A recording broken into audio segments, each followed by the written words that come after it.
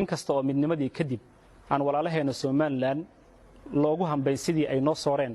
gaar ahaan hanaankii awood qaybsiga haddana waxay muujiyeen dulqaad iyo dabacsanaan duwanaag ku suntan laakiin waxa muhiim ah in la xuso dadkii wafdiga ahaa ergada ahayd oo ka timid waqooyi ma aysan gorgortamin mana aysan weydiisan waxay ku bedeshaan midnimadooda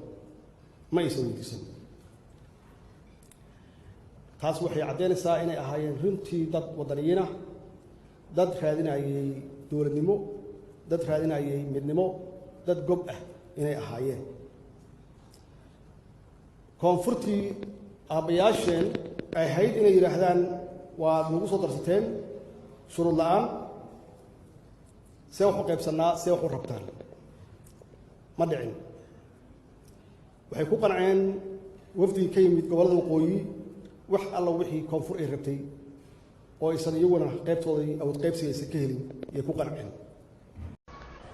walaalaheen Somaliland waxaa loo geystay abaalka dhac tacaddi dil iyo barakicin awood dawladeed lagu fuliyay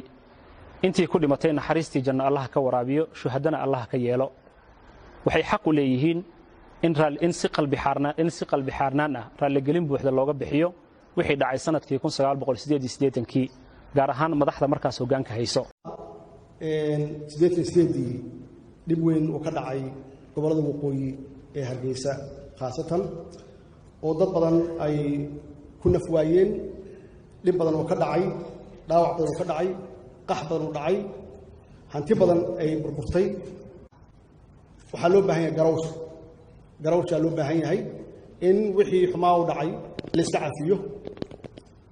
wax alla wixii chapter madow ahaa oo taariikhdeena galay inaan saxno macnaheedu waxay tahay dhibkaas ka dhacay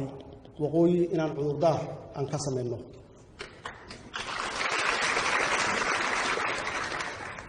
inaan cudurdaar ka sameeyno inaan raali gelin ka sameeyno dadkaas walaalaheena ah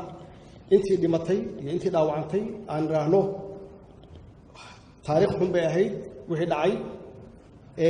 waa waxaan soo marnay runtii wixii halkaas ka dhacayna wixii ka dambeeyay koonfur oo waqooyi ku duusha ma ahayn wax qabiil ku salaysan ma ahayn waxay ahayd system dawli ah oo markaas jiray anigoo madaxweynihii qaranka ah inaan cudurdaar ka sameeyo oo raali gelintaas aan gaarsiino walaalaheen reer waqooyi idinka ila qaadataa